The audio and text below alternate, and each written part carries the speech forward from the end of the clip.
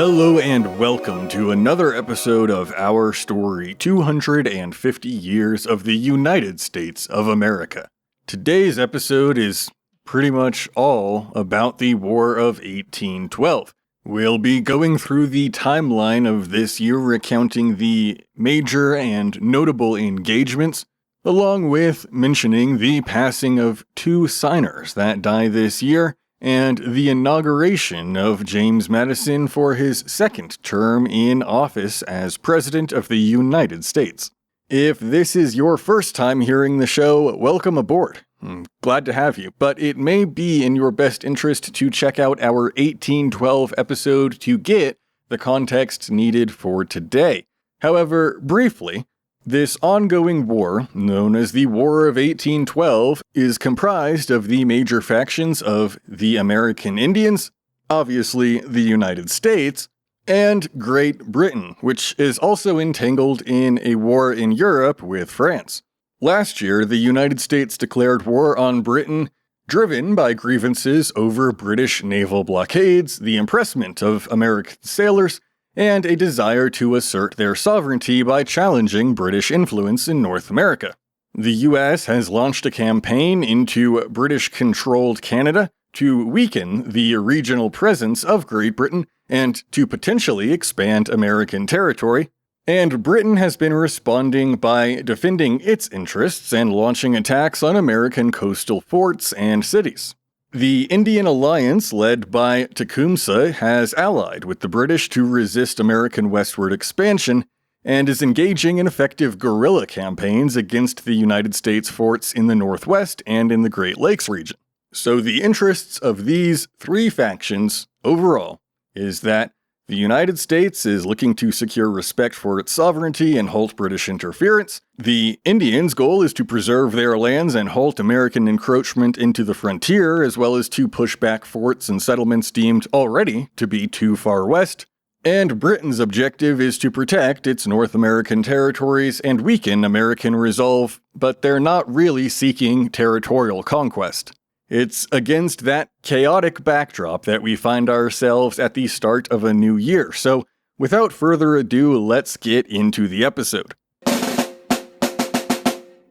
It's New Year's Day in the United States of America, and the Daily National Intelligencer publishes its January 1st issue and provides a state of the parties in the Union. It reads, "The question being now decided to whose guidance the reins of government are to be entrusted for the next 4 years, and most of the elections to the 13th Congress having taken place, it may not be amiss to take a glance at the political complexion of each state, and ascertain what will be the relative strength of parties in the Congress, which dates its existence from the 4th of March next. Notwithstanding the untoward events of the first summer and autumn, a very large proportion of the people in the re-election of James Madison to the presidency, and of a considerable majority of Republican representatives to the next Congress, have proven their stability in the faith they profess.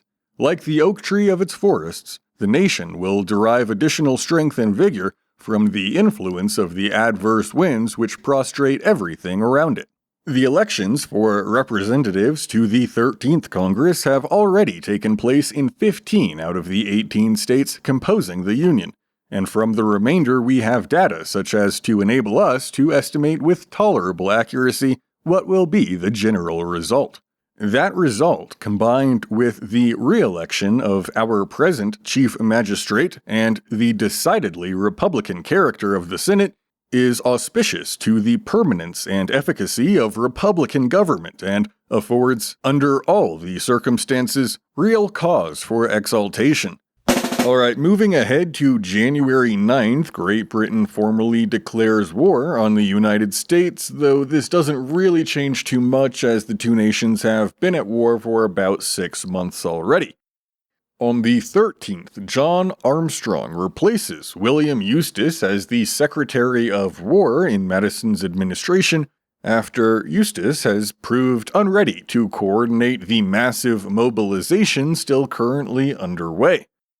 In mid to late January, the American forces seize Frenchtown in Michigan and the Battle of River Raisin occurs. This is where we'll meet the first of many who kept journals recounting their experiences in the war. Captain Eleazar D. Wood, who was recently promoted to the rank of captain at the age of 29, and who keeps thorough notes of different military operations and movements throughout the war. What I like about including these first-hand accounts is that it's my best way to interview the past, and sets this story that we're telling here apart from traditional military histories and other history podcasts. This is our story, and as these first-hand accounts continue to become more available, we'll be able to hear more and more directly from the past.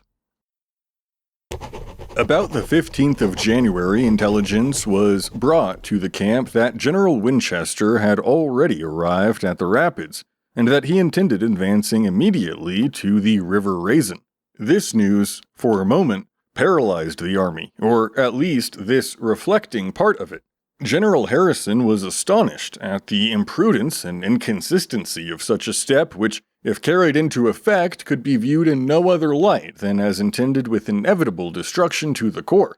Nor was it a difficult matter for a man entirely destitute of theory or a knowledge in the art of war to foresee the terrible consequences which were certain to mark the result of a scheme no less rash in its conception than hazardous in its execution. But what human means within the control of the general could prevent the anticipated disaster from taking place and saved the left wing of the army, which was already looked upon as destined for destruction? Certainly none, because neither orders nor troops could reach him in time. Besides, he was already in motion and General Harrison still at Upper Sandusky, 70 miles in his rear, the weather inclement, the snow deep, and a considerable portion of the Black Swamp yet open.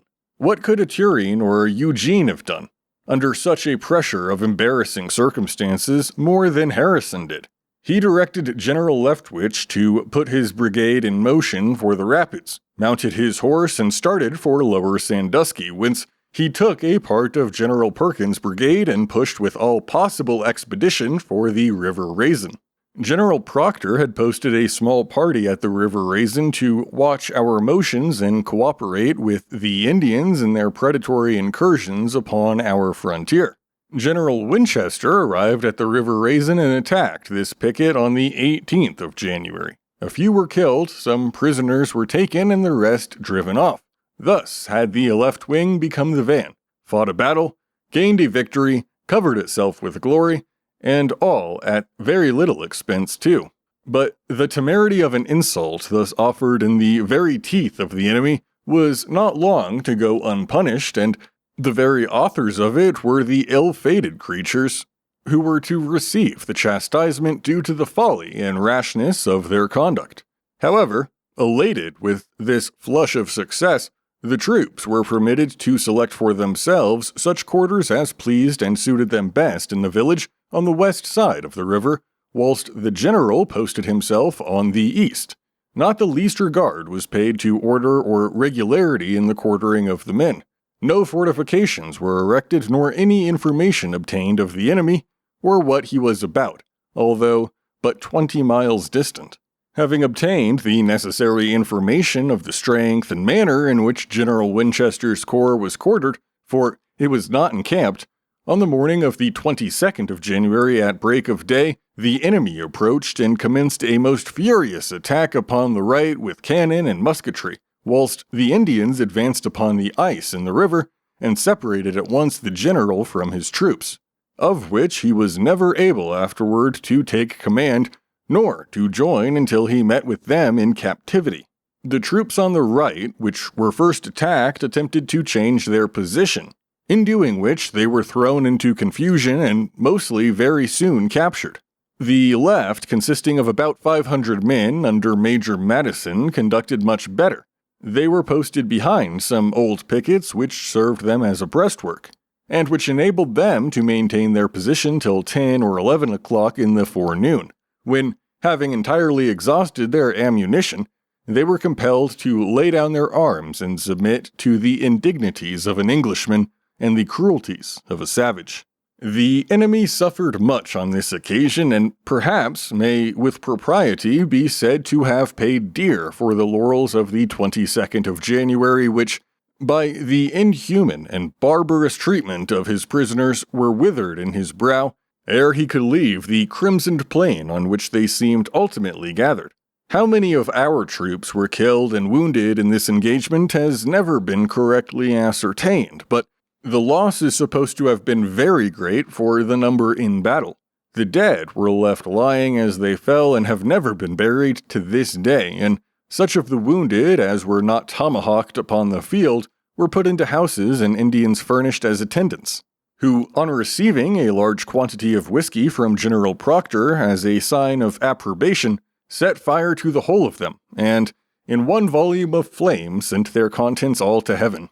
Thus were these, a corps of 1,000 men, the elite of the army too, sacrificed in the most wanton and reprehensible manner, and that too without the least benefit to themselves, to their country, or to their posterity, with only 1/3 of the army entirely destitute of artillery, of engineers, and with but a very inadequate supply of musket ammunition. What right had General Winchester to believe that he could oppose successfully the combined British and Indian forces at and in the vicinity of Malden, to say nothing about his advancing without orders? Until a general has a better claim to victory than General Winchester had at the River Raisin, he will be eternally beaten, whether he expects it or not, and, what is more, eternally ought to be. General Harrison was able to get farther than the Miami Rapids before he had the pain and mortification to meet the fugitives flying from the tragical scenes to the River Raisin. General Harrison immediately fell back upon the Portage River, a distance of 15 miles, as well for the purpose of covering the artillery, then in the swamp as to meet the reinforcements which were already far advanced from Upper Sandusky, on their way to the rapids. This position was taken about the 24th of January and maintained until the 1st of February, when the artillery and reinforcements having arrived, the army again returned to the Miami and was encamped upon a beautiful ridge near the foot of the rapids on the right bank of the river and about 150 yards distant from it. Here the army lay with its rear to the river, being covered by a considerable ravine in front, which extended round and communicated with another very deep and wide one, which passed the left and entirely secured it. A fine train of artillery, which always gives confidence to troops, consisting of 5 18-pounders, 6 6-pounders, and 3 howitzers, together with a small supply of ammunition having arrived in camp, the countenance of the army began very much to brighten, and the late shock at the River Raisin seemed in some measure to be forgotten. Before we go any further recounting the War of 1812, we've got to stop and remember the life of George Clymer, a signer of the Declaration and one of only 10 to make it to the year 1813. Clymer was born in 39 and orphaned at the age of 7.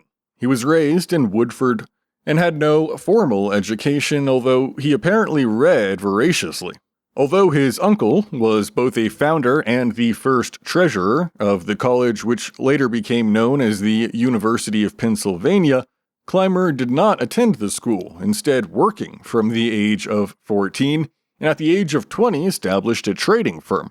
The firm proved to be successful, and in 1765 he married Elizabeth Meredith, and they remained married all the way up until George's death today.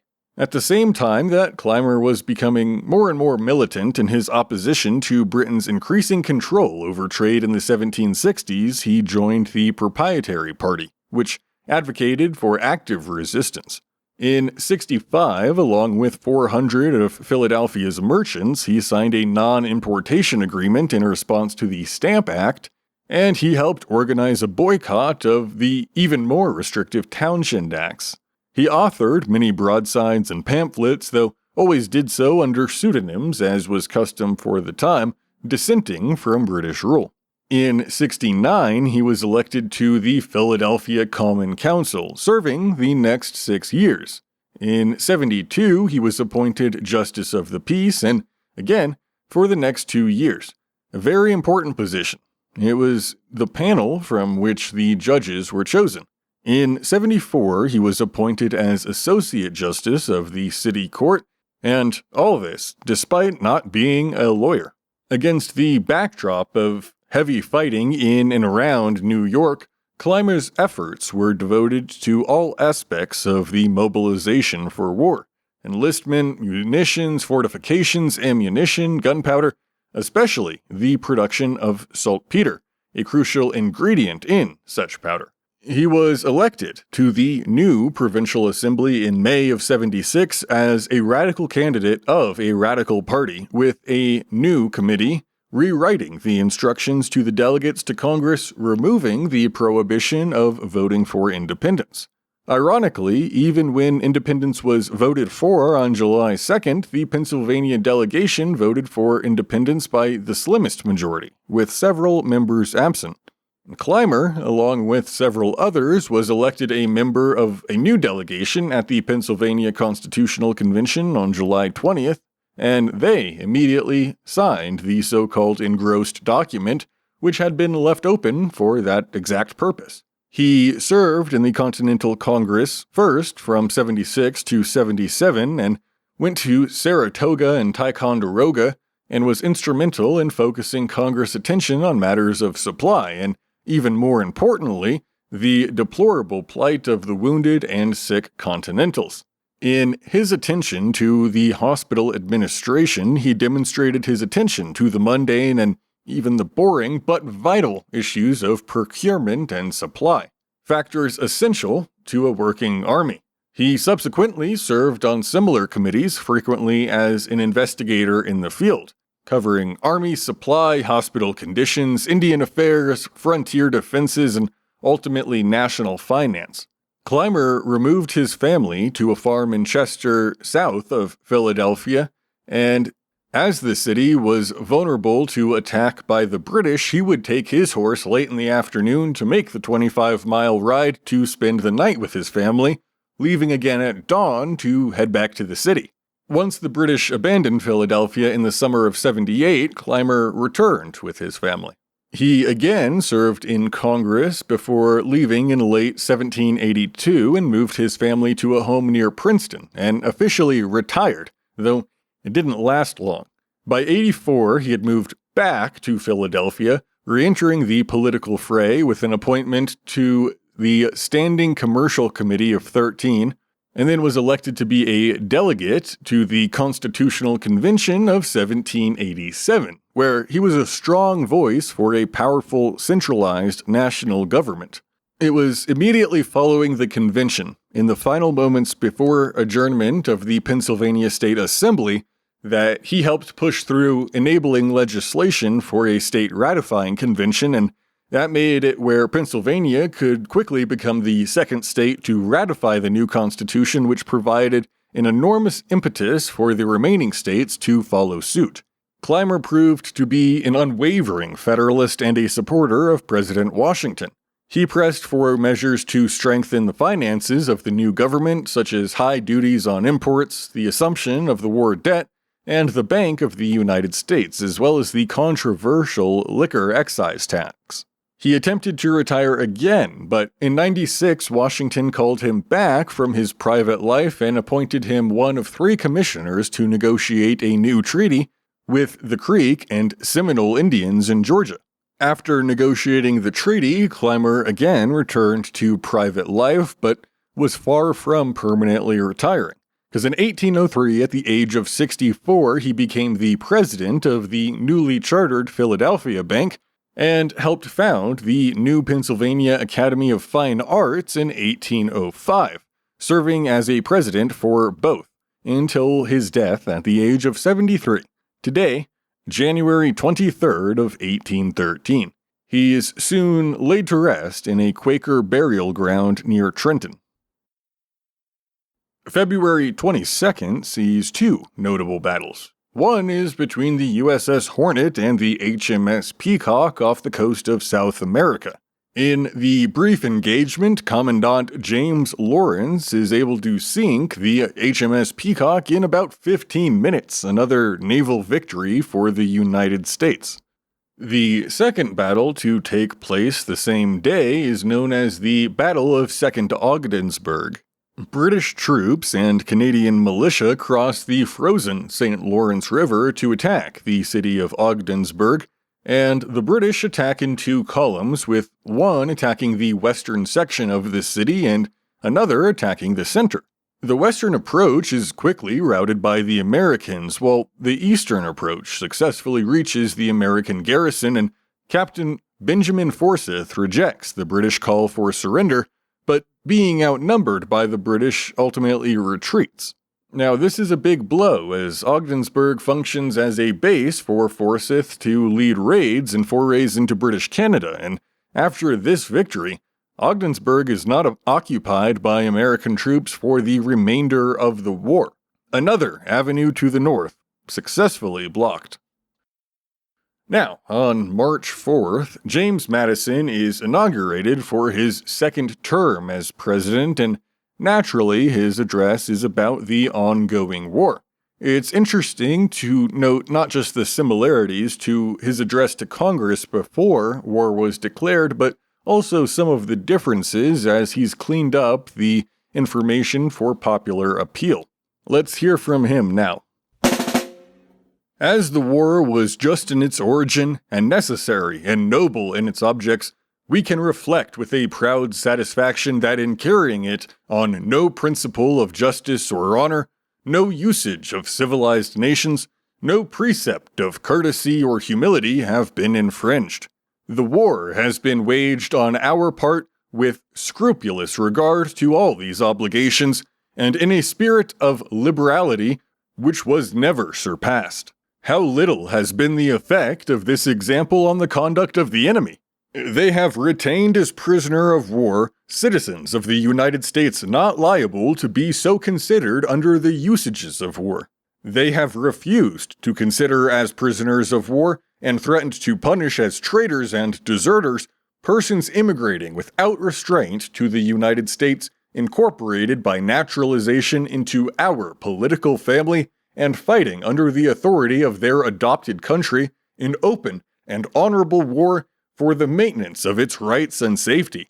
Such is the avowed purpose of a government which is in the practice of naturalizing by thousands citizens of other countries, and not only of permitting, but compelling them to fight its battles against their native country. They have not, it is true, taken into their own hands the hatchet and the knife devoted to indiscriminate massacre, but they have let loose the savages armed with these cruel instruments, have allured them into their service, and carried them to battle by their sides, eager to glut their savage thirst with the blood of the vanquished, and to finish the work of torture and death on maimed and defenseless captives. And, what was never before seen, British commanders have extorted victory over the unconquerable valor of our troops by presenting to the sympathy of their chief captives awaiting massacre from their savage associates. And now we find them, in further contempt of the modes of honorable warfare, supplying the place of a conquering force by attempts to disorganize our political society, to dismember our confederated republic. Happily, like others, these will recoil on the authors, but they will mark the degenerate councils from which they emanate.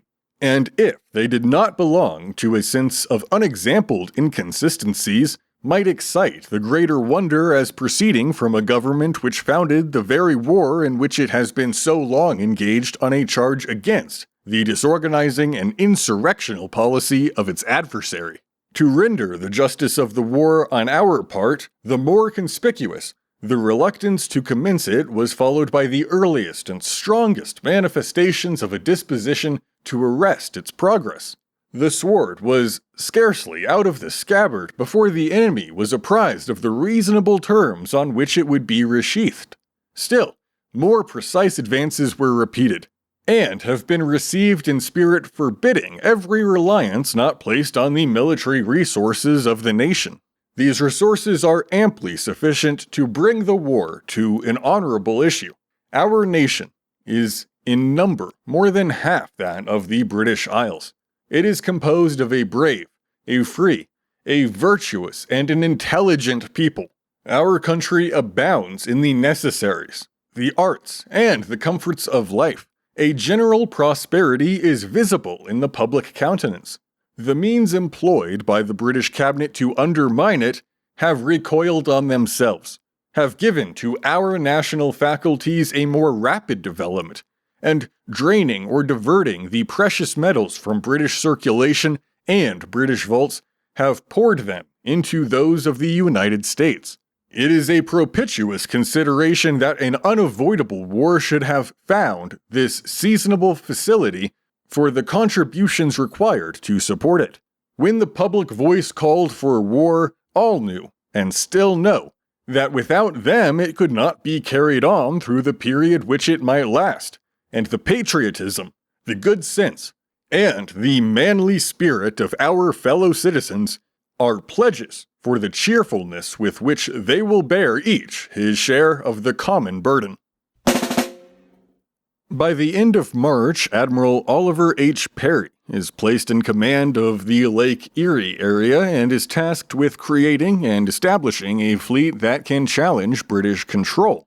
We'll check back in with him before the year is out, and one of the most dramatic naval engagements of the entirety of the War of 1812. As we get into the month of April, we'll take a moment to remember another signer of the Declaration, Dr. Benjamin Rush, who was born on December 24th of 1745 near Philadelphia. His great-great-grandfather, John Rush, was actually an officer in Cromwell's army, and Benjamin Rush was the fourth of 7 children born to John and Susanna Rush, but John died when Benjamin was only 6. After his father's death, his mother Susanna was the sole support for the family and opened a grocery that was so successful she soon was able to open another shop selling chinaware.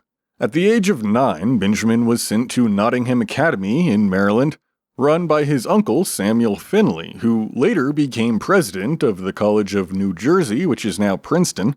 And Rush graduated from the college in 1760, at the age of 15, before traveling to Scotland to attend the University of Edinburgh. He received a degree of Doctor in Medicine in 68 and then traveled to hospitals in London and Paris, and in the summer of 1769, Benjamin Rush returned to Philadelphia, where he opened a medical practice and was appointed professor of chemistry at the college, now University of Philadelphia. He wrote the first American textbook on chemistry in 73 and contributed editorial essays to the papers about the Patriot cause. He was active in the Sons of Liberty in Philadelphia and recommended the title Common Sense to his friend Thomas Paine for the pamphlet that became popular among patriots, as we discussed at the very start of our very first episode. On January 11th of 76, Dr. Rush married Julia Stockton, the 17-year-old daughter of his good friend Richard Stockton of Princeton. The minister that married them was Dr. John Witherspoon, who he had helped to bring to America 10 years earlier, and 6 months later, they will all sign the Declaration of Independence together. While Dr. Rush was not yet elected on July 4th when independence was declared, he did proudly sign the Declaration with other delegates on August 2nd of 76. Dr. Rush recounted the moment in a now famous letter to John Adams, in which he writes, "The pensive and awful silence which pervaded the house when we were called up one after another to the table of the President of Congress to subscribe what was believed by many at the time to be our own death warrants, the silence and gloom of the morning was interrupted, I well recollect, only for a moment by Benjamin Harrison of Virginia, who said to Elbridge Gerry at the table, 'I shall have a great advantage over you, Mr. Gerry. When we are all hung for what we are now doing, from the size and weight of my body, I shall die in a few minutes, but from the lightness of your body, you will dance in the air an hour or two before you are dead."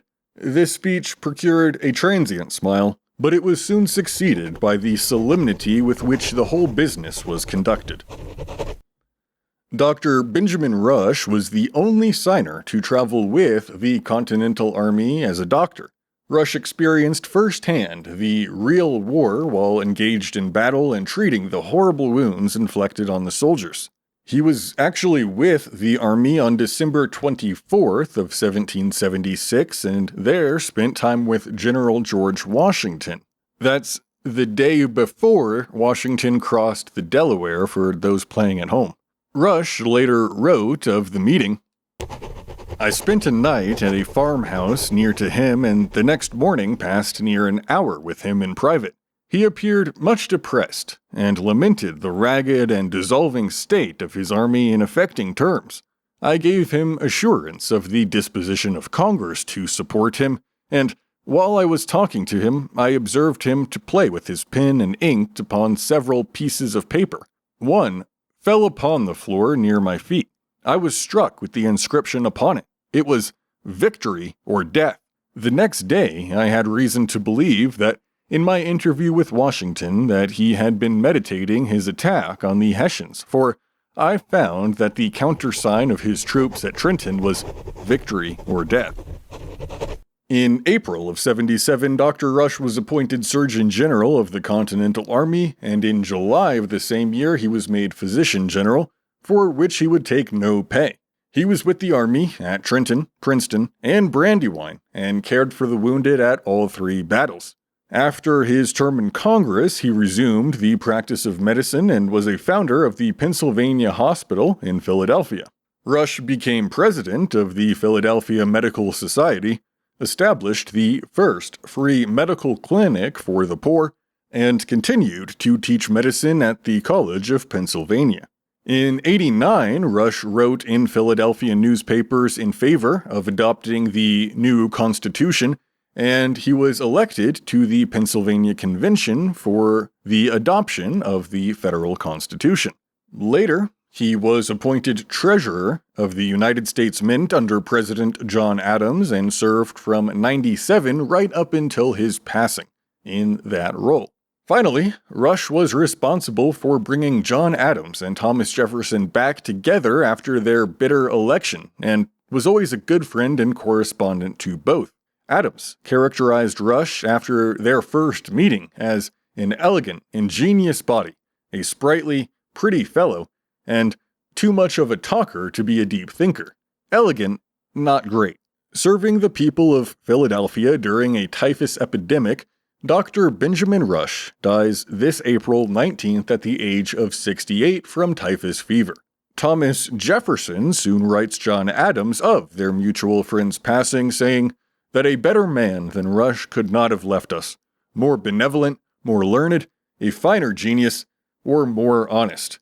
Rush's accomplishments are succinctly recounted on his gravestone, which reads, "Father of American psychiatry, signer of the Declaration of Independence, heroic physician, teacher, humanitarian, physician general of the Continental Army, physician to the Pennsylvania Hospital, professor of physique, University of Pennsylvania."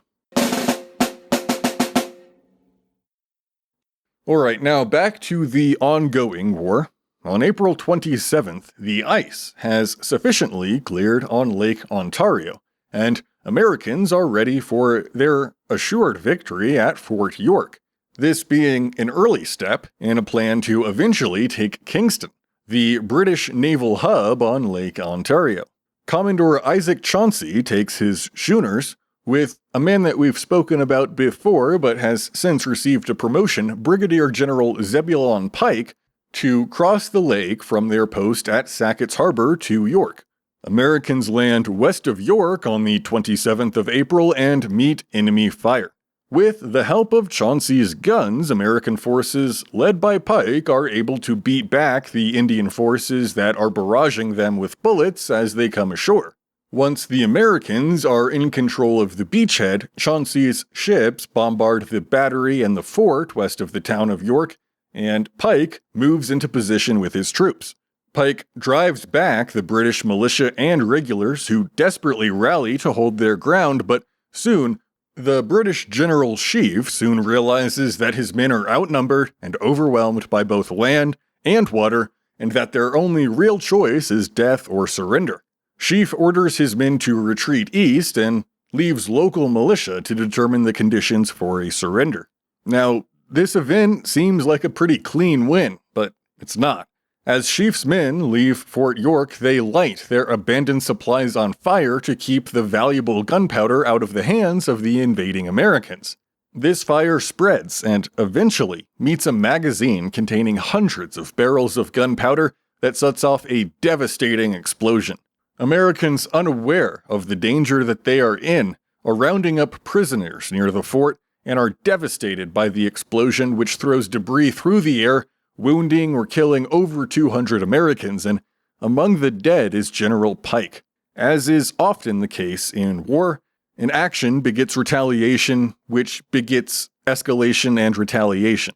This instance is no different, because the Americans, looking to avenge their fallen brigadier general, ransack the town of York, burning public buildings and businesses. It's often speculated that because of this, the British take the action that, well, we'll get to that next year. On April 29th, a British flotilla under the command of Admiral George Cockburn raids Frenchtown, Maryland, a vital port and supply point for the ongoing war. Royal Marines are landed, and the American militia attempts to repel them but proves unsuccessful, and the town's small gun battery is destroyed, and military supplies are burned, as well as 5 ships. We'll hear more about Cockburn's Chesapeake campaign in one of my favorite stories from this year soon. While that campaign is going on in the Chesapeake, a siege is set to begin in Ohio. And for this battle, we'll hear from, a couple men. Firstly, Captain Daniel Crushing, who writes on the 29th of April that the general orders are, "It is at length reduced to certainty that the enemy are about to carry into effect their threatened attack upon this post. The temerity of the attempt can only be accounted for by their ignorance of our strength, or their reliance upon our want of resolution to defend ourselves.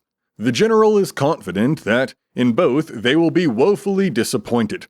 Can the citizens of a free country, who have taken up arms to defend its rights, think of submitting to a band composed of mercenaries, of reluctant Canadians, goaded to the field by the bayonet, and of wretched, naked savages? Can the breast of an American soldier, when he casts his eyes to the opposite shore, the scene of his country's triumphs over the same foes, be influenced by any other feeling than the hopes of victory and glory? Is not this army composed of the same materials with that which fought and conquered under the immortal Wayne? Yes, fellow soldiers, your general sees your countenances beam with the same fire that he witnessed upon that glorious occasion. And although it would be the height of presumption to compare himself to a hero, he boasts of being that hero's pupil. To your posts, then, fellow soldiers, and remember that the eyes of your country are upon you." Now, as the siege is somewhat concurrent to our next story, and I'd rather not interrupt that once we get started, we'll look at May 3rd, when Royal Marines land in Havre de Grace, Maryland, and the attack comes as a surprise. An eyewitness reports distressed people, women and children half naked, running from their homes. The local militia, numbering only about 20 people, flees, and overwhelmed by 19 barges carrying some 400 enemy troops, it seems that Cockburn's men will enter the town uncontested. That is until one man, who doesn't flee, John O'Neill, single-handedly loads and fires a cannon at the approaching British troops. He gathers up loaded rifles, and after a valiant resistance effort, he's captured. To quote from the man himself, An English officer on horseback, followed by the Marines, rode up and took me with 2 muskets in my hand. Now, part of why he fought so bravely was that his daughter, the 15-year-old Matilda O'Neill, is still in the town. The young Matilda clearly shares her father's bravery and actually helps to free her dad, joining a party of locals that rows out to the British ship holding John. The story goes that Matilda so impressed the British Admiral Cockburn that he not only released her father, but also gave her a gold-mounted tortoiseshell box, which now sits in a museum in Baltimore. Alright, now catching back up with the Siege of Fort Meigs.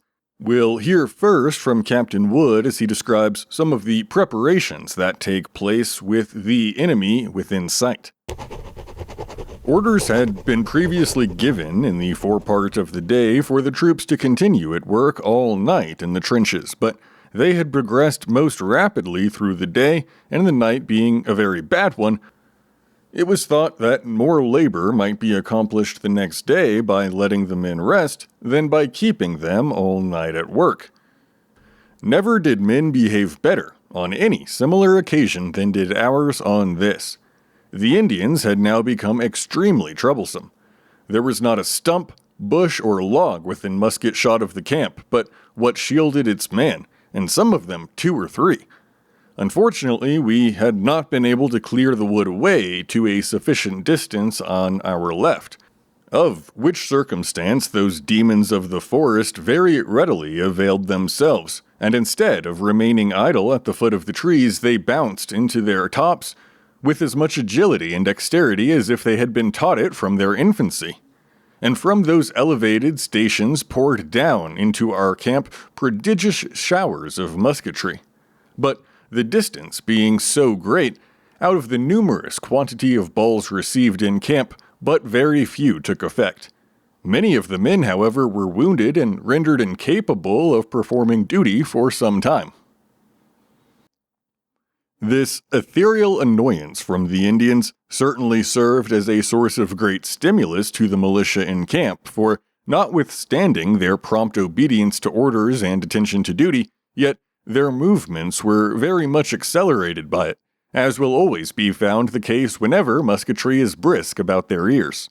It is by no means astonishing that any kind of troops should act with energy and courage when situated as were those in Camp Meigs, 100 miles distant from any settlement, in an impenetrable swamp, the camp entirely surrounded with Indians who filled it with musketry as thick as hail, no hope of relief, and the active preparations across the river for cannonading and bombarding the camp, all announcing the necessity for the most spirited and vigorous resistance. After the first day's labor in the trenches, 1/3 of the troops only were kept in them constantly, who were relieved every 3 hours by fresh ones. In this way we continued our operations, occasionally firing at the civilized savages across the river, as well as upon the wild ones in the woods, whenever the former exposed themselves or the latter became too troublesome. The general was extremely active through the day, was everywhere to be seen in the trenches, urging on the works as well as by precept as example. He slept but little, and was uncommonly vigilant and watchful through the night. The first thing commenced to shield the troops against the annoyance of cannon was a traverse of about 20 feet base, laid parallel with the river, upon the most elevated ground, which was near the middle and running the whole length of the camp. It was from 10 to 15 feet high and completed early on the morning of the 1st of May. An avenue, as it were, had been opened through the tents, and as many left standing on that side next to the enemy as possible to cover from his view our operations until the traverse should be completed, and which seemed from his conduct to have answered the purpose extremely well. This particular piece of work was completed early on the morning of the 1st of May, just as it was discovered that the enemy had finished 3 of his principal batteries, had got his guns in, was then loading and bringing them to battery, when orders were directly given for all the tents in front to be instantly struck and carried into the rear of the traverse. This was done in almost a moment, and that beautiful prospect of beating up our quarters, which but an instant before presented itself to the view of the eager and skillful artillerists, had now entirely fled, and in its place suddenly appeared an immense shield of earth, obscuring from his sight every tent, every horse of which there were 200, and every creature belonging to the camp. How disappointed must have been the indefatigable and skillful engineer on discovering the futility of all his works, and what a gloomy and hopeless prospect presented itself to the ardent and scientific artillerist. Those canvas houses, which in great measure had covered the growth of the traverse by keeping from the view of our enemy the operations about it, were now, with their inhabitants in them, entirely protected in their turn. But as neither the general, engineer, or artillerist were convinced of the folly and futility of their works, everything being ready, the batteries must be opened, and 5 days of arduous cannonading and bombarding were necessary to produce a thorough conviction. At 11 o'clock at night, when all was silent again, as we sustained but little injury through the day, having but 1 or 2 men killed and 5 or 6 wounded, the latter, principally by the Indians, and our supply of ammunition being quite inadequate to the necessities of a lengthy siege, we fired very little during the day, contenting ourselves in safety and listening to the enemy's music. Some shells and a few rounds of grape were occasionally fired at the Indians to drive them from their stations whenever they approached too near the lines, which, in consequence of their teasing, were kept in almost a constant blaze with musketry. On the 2nd, at dawn of day, the cannonade again commenced with great vigor, and the batteries continued to play with considerable briskness through the day, and with about the same effect as the preceding day. The position, however, of our magazines was discovered in the course of the day, and great hopes seemed to have been entertained by the enemy of effecting its destruction, the roof having been hit by a 24-pound shot. The whole of the batteries were instantly directed upon it, and the traverse, not being of sufficient height to protect the roof, that part of it was pretty soon battered down, or rather blown off by a shell which fell and exploded directly upon its loft. No damage of consequence, however, was done to it. As soon as the firing ceased in the evening, Captain Bradford, a most excellent officer, with a party of men went to work, and before the day had the magazine entirely repaired.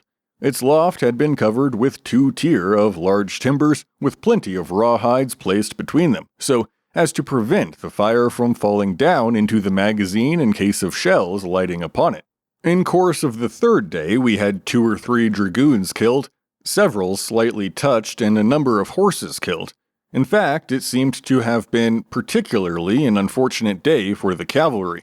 On the 4th, the enemy neither opened his batteries so early in the morning as he had been accustomed to, nor did he fire them with his usual activity.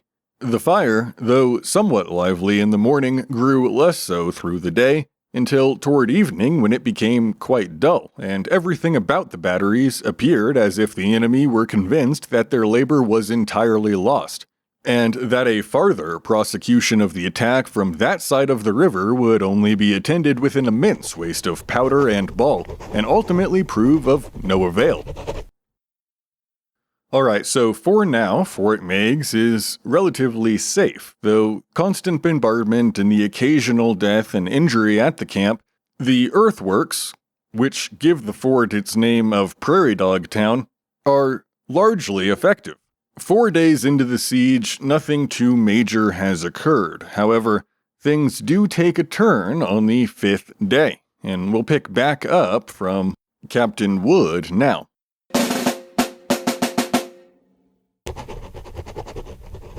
General Harrison immediately formed a plan for having the enemy's batteries across the river stormed and the guns spiked. Captain Dudley was furnished with spikes and directed to get out of the camp as secretly as possible, to take a canoe, and make the best of his way up the river until he should meet with General Clay, to whom he was to deliver the following instructions: that he must land the whole of such part of his troops on the opposite side of the river early in the morning, as he might deem sufficient to storm and carry the enemy's batteries and to spike their guns. The bearer of the orders to act as a guide, and to conduct the storming columns to the batteries. The magazines were likewise to be destroyed, and the troops instantly to return to their boats and recross the river to Camp Meigs. Captain Dudley reached General Clay in time to deliver his orders. Of the 1,200 men, 800 under the directions of Colonel Dudley, a man alike ignorant and rash, and who had never heard a hostile gun, were ordered to land at dawn of day to perform this gallant service. The troops were formed into 3 columns and moved down to the attack, but they did not reach the batteries until about 9 o'clock in the morning. On coming within 300 or 400 yards of the works, his men set up a most tremendous yell, under an impression, I suppose, that a Kentucky yell was more to be dreaded than their arms, and pushed on without order or opposition, and took possession of all the enemy's works, almost without firing a single gun, and without the loss of a single man. The few artillerists who were about the batteries on hearing this tremendous yell took the alarm, snatched the colors from their standards, and flew with great precipitation to the main force below, which was at Old Fort Miami, nor were they easily overtaken. Colonel Dudley now found himself in complete possession of the objects of his enterprise, and he had nothing further to do but to spike their guns, blow up or destroy the magazines, and return with all possible celerity to his boats and cross the river before the enemy should have time allowed him to march the army up from Fort Miami and attack him in return. But, great God, neither knowing how to obey orders nor to profit by success, Colonel Dudley remained with his men upon the ground, gratifying a vain curiosity, without spiking but a part of the guns and leaving the magazines entire until the enemy had ample time to collect his forces and return to repossess himself of his works and chastise in the severest manner the temerity, folly, ignorance, and stupidity of this most unfortunate commander.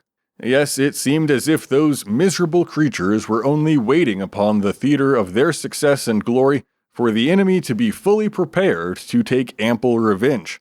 After remaining in groups upon this plain, in the most disorderly manner possible, for about 30 minutes the Indians returned and commenced a scattering fire from the edge of the bushes, which instantly drew the militia from the plain into the woods. In the meantime, a column of British regulars were marched along up the river until they came upon the ground just left by Colonel Dudley when they halted, formed in order of battle, and advanced to the attack of his rear. This, situated between 2 fires, his troops, in the greatest disorder, skirmishing with the Indians in every direction and possessing not the least knowledge of the local situation of the field of battle, what was to be expected, or what could have been done by Colonel Dudley? No human means within the control of this unfortunate officer could save him. His fate was fixed, and the destruction of his corps inevitable. The contest was but short. A few minutes were sufficient to place this gallant corps of 800 Kentuckians at the mercy of the most cruel, savage, and barbarous foe, who only knew to conquer and slaughter. Of the 800 in this engagement, only about 100 were able to effect their retreat. 80 or 90 of them got across the river to Camp Meigs, and the balance escaped to Fort Wayne. 60 or 70 were killed and the rest taken prisoners. Upwards of 600 were taken and marched under an escort of Indians to headquarters and confined in Old Fort Miami, with a strong chain of sentinels round the works. The Indians were then permitted by General Proctor to assemble upon the surrounding rampart, and there, at their leisure, to amuse themselves by loading and firing at the crowd of prisoners until at length they preferred slaughtering those wretched mortals in a manner more suitable to their savage feelings. They therefore laid by their rifles, walked into the slaughter pen, seized such persons as they pleased, and, leading them to the gateway, there tomahawked and scalped them without any mercy or restraint. 9 bodies were found lying in one pile, near the gate of the fort, after General Proctor left the Miami. Many were found in other places tomahawked and scalped, and their bodies mangled in the most barbarous and inhuman manner. Colonel Dudley was found on the field of battle, scalped, his breast cut open, and his heart taken out. He fell a victim to his own discretion and folly, and shared the fate of many of his brave countrymen, who were less fortunate in escaping death upon the field of battle, as a more horrid one awaited them at Fort Miami. Long will Kentucky have cause to remember the 5th day of May, as well as the 22nd of January, no less memorable for the massacre at Raisin. So, there it is. While the Americans are successfully holed up inside the fort, the bloodiest day of the siege comes when reinforcements arrive, and the chaotic battle leads to the death and kidnap of some 600 militiamen, as well as the death of Dudley himself.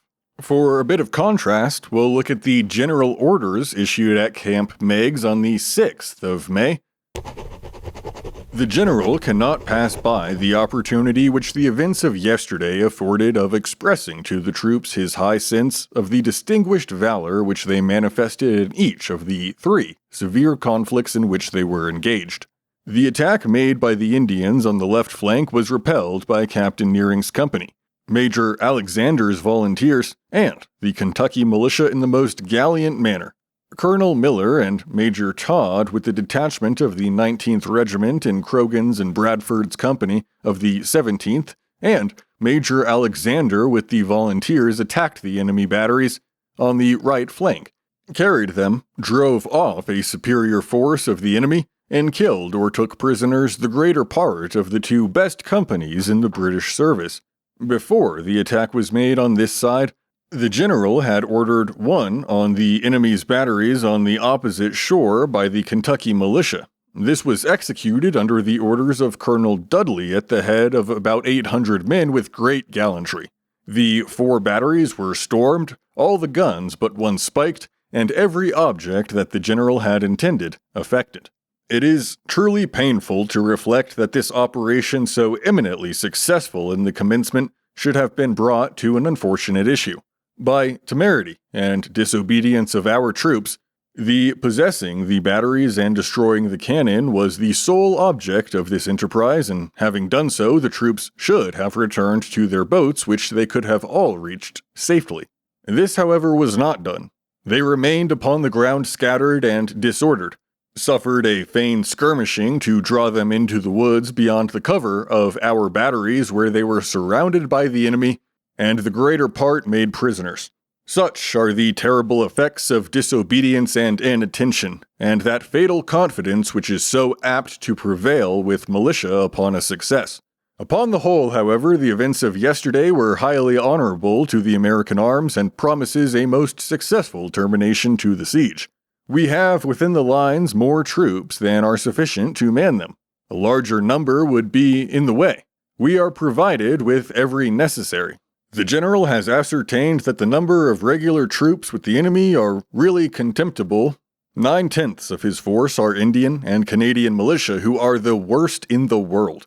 From an almost unparalleled fire from the enemy's batteries of 5 days' continuance, it is ascertained that he can do us little injury. His supplies of provision must be soon exhausted. Nothing is necessary then but a little patience and fortitude on our part, until the arrival of those large reinforcements which are coming on the 24th. We're now going to fast forward through the rest of the summer until we arrive at the Battle of Lake Erie in September, and it's not that these are less important, it's just that I have to choose what we are going to focus on, and we can't focus on all of it. In late May, the focus of the war shifts again to the Niagara frontier, and on May 27th, American forces under General Henry Dearborn, supported by Commodore Isaac Chauncey's fleet, converge on the mouth of the Niagara River. Their target is Fort George, a key British position guarding entry into Upper Canada. The Americans press forward, and the British choose to retreat westward rather than risk encirclement. The fall of Fort George opens the way inland, and U.S. commanders hope the campaign will finally break the British hold on the province. Just 2 days later, on May 29th, the British counter with an attack across Lake Ontario at Sackett's Harbor, New York. This American naval base and shipyard is essential for controlling the lake, and British forces attempt to strike while the U.S. Army is concentrated at Niagara, but the defenders manage to hold them off. The result is a temporary stalemate. The Americans cling to their forward gang, while the British show that they still have the ability to threaten American shores.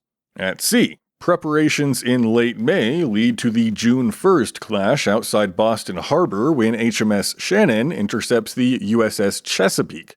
The encounter is short and brutal. The defeat is rather quick, however, it does birth the iconic words that are reportedly Captain James Lawrence's dying words, "Don't give up the ship." Now, back in Upper Canada, the British regroup. On June 6th, at the Battle of Stony Creek, they strike a night assault against the American forces advancing from Fort George, and the sudden counterattack halts the U.S. pushing west, forcing them back toward their base. Hopes of sweeping into the interior fade, replaced with cautious defense. The war also extends southward, and on June 22nd, the Battle of Craney Island near Norfolk, Virginia, sees American militia repulse a British amphibious landing. But just days later, on June 25th, British troops retaliate by burning Hampton, Virginia, leaving the town in ruins and shocking the nation with reports of atrocities. In Canada, American attempts to probe further end in disaster on June 24th when a column moving toward Beaver Dams is ambushed after a local resident named Laura Secord warns the British and Indian leaders. The Indians under John Norton surround the Americans, compelling nearly 500 men to surrender, and this episode really kind of underscores the role that Indians are playing in Britain's defense of Canada. Now, by July, conflict widens again, this time in the Deep South. A civil war within the Creek Nation erupts into open fighting within the United States. The Red Stick faction is inspired by Tecumseh's Pan-Indian movement and armed through British channels. They resist U.S. expansion into their lands, and the struggle soon entangles American militias and federal troops. This is notable because it draws Andrew Jackson into the fight, and we'll get more detailed on his involvement in the War of 1812 both tomorrow and on Thursday. Now, on August 10th, British forces attempt a bombardment at St. Michael's, Maryland, but the townspeople resist effectively and preserve the port. Weeks later, on August 30th, the Creek War explodes in horror at Fort Meigs, Alabama, where Red Stick warriors overrun the post, killing more than 250 defenders and civilians. The massacre at Fort Meigs galvanizes American resolve and triggers a full-scale Southern campaign. As you can tell through these months, the war explodes both geographically and in terms of intensity.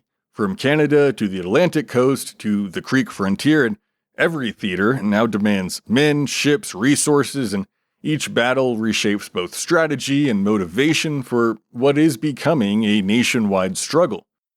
Like I said, there's so many stories I'd love to dig into, but we simply can't with the nature of this show yet, so keep me around and we'll get to hear all about it.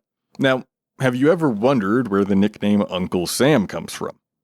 There are lots of stories that could possibly explain it, but there's only one that is officially approved by the actual United States government, and it goes like this. Sam Wilson delivers meat packed in barrels to soldiers during the war. Wilson is well-liked and trustworthy and lives in Troy, New York. Local residents call him Uncle Sam. When people around town see barrels marked U.S., they assume the letters mean Uncle Sam, and the soldiers adopt the same thinking. In reality, Wilson is labeling the barrels U.S. for United States, and so the two ideas just merge. Uncle Sam becomes a symbol for the United States of America. This is cemented on September 7th of this year when the Troy Post publishes the story and encourages its widespread adoption.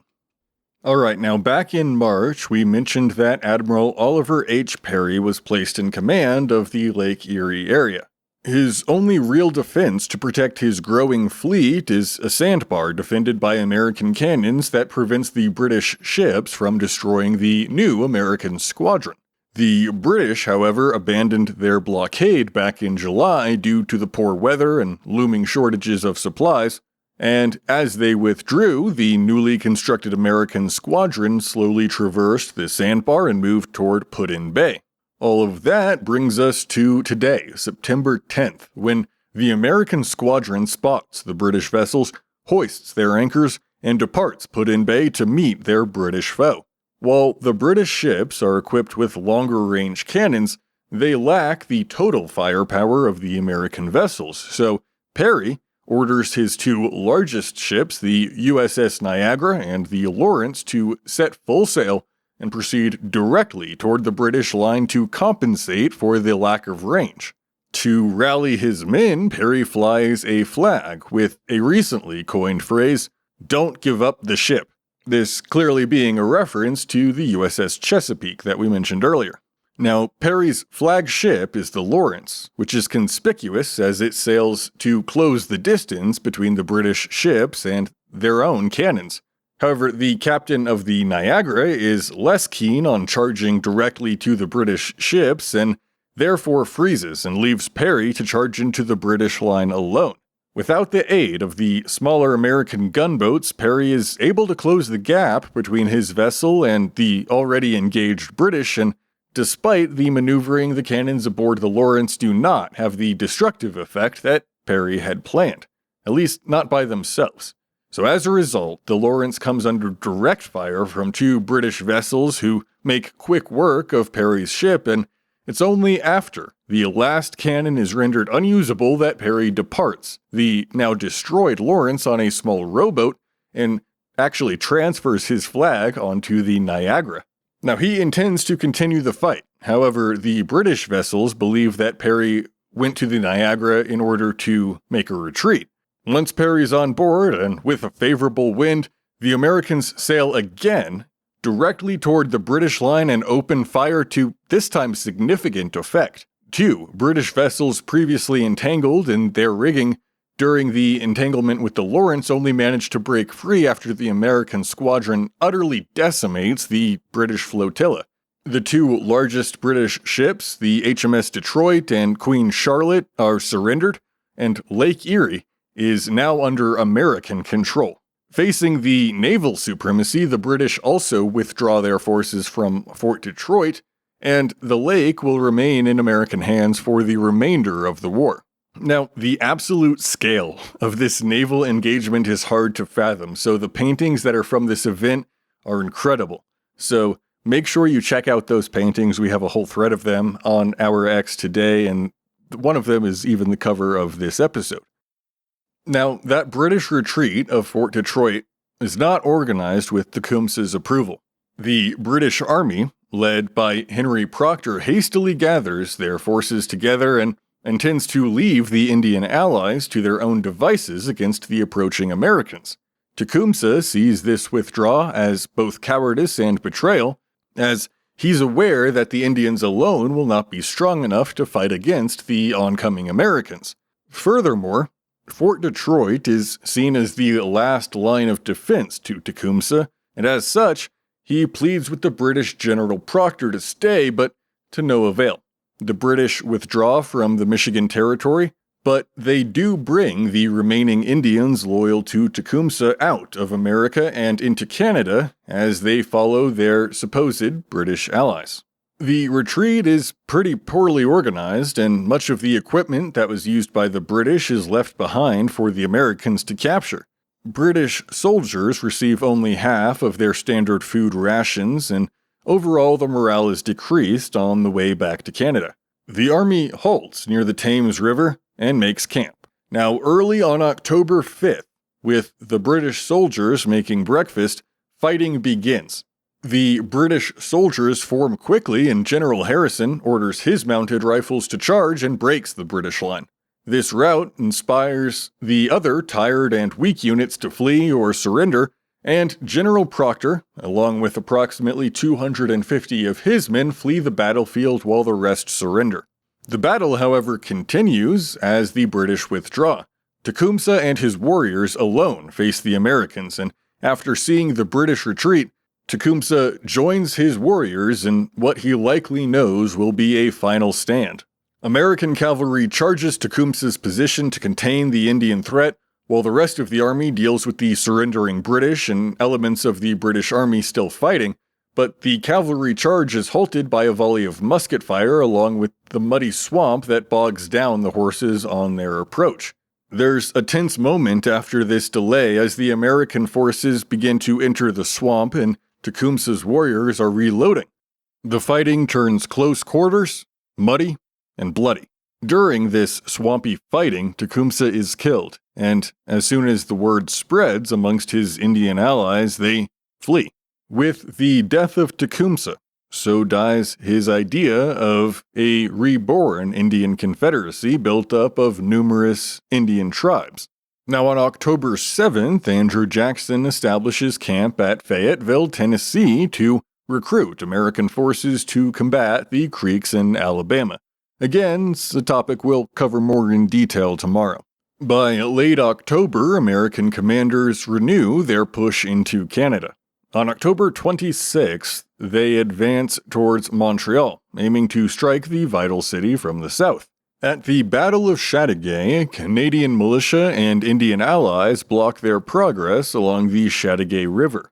The defenders hold firm in the dense woods, frustrating the larger American force, and the U.S. advance stalls.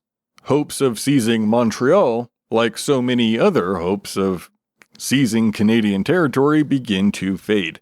The setback grows worse in November, where on the 11th along the St. Lawrence, the Battle of Chrysler's Farm unfolds. Here, a small but seasoned British and Canadian force meets with the main American column pressing downstream, and despite superior numbers, the Americans falter against disciplined volleys and counterattacks. The defeat ends the campaign towards Montreal entirely, forcing U.S. troops to retreat. As we near the end of the year, the northern offense completely collapses and the war in the south intensifies. On November 29th, General John Floyd leads Georgia militia into Creek territory at the Battle of Odyssey. The men strike Red Stick villages, burning homes and killing more than 200, and the action weakens one Creek stronghold but inflames a larger conflict, hardening native resistance and ensuring that more conflict is to come, which we'll cover next year. Now in December, Niagara again becomes a source of contention. With supply lines stretched and morale low, American forces abandon Fort George. Between December 10th and 30th, they retreat across the river into New York, but before leaving, they torch the Canadian town of Newark, destroying homes and driving civilians into winter hardship. This act provokes swift retaliation. On December 19th, British troops storm across the Niagara River and capture Fort Niagara. The British then sweep through American settlements, not only seizing ground, but terrifying the civilians. So now as we come to the year's end, the American campaigns are faltering on both the northern and southern fronts, while British and Indian resistance grows pretty sharp. The war drags on into its second brutal winter, and tomorrow, as we cover 1814, we'll cover the beginning of the end of this conflict.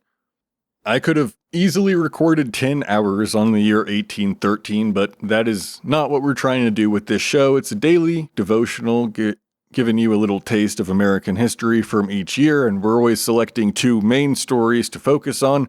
I appreciate y'all listening to the show. Give me some feedback, tell me what you liked, what you didn't like, what we got wrong, what we missed, or what you wish we had spent more time looking into. Make sure you check out our X for the relevant photos to accompany today's episode, and share the show with somebody that you know to help it grow. Get in contact any way you want to, any social that you can find, 250 Years of USA, 250yearsofusa at gmail.com. I'll try my best to respond to everyone that gets in contact.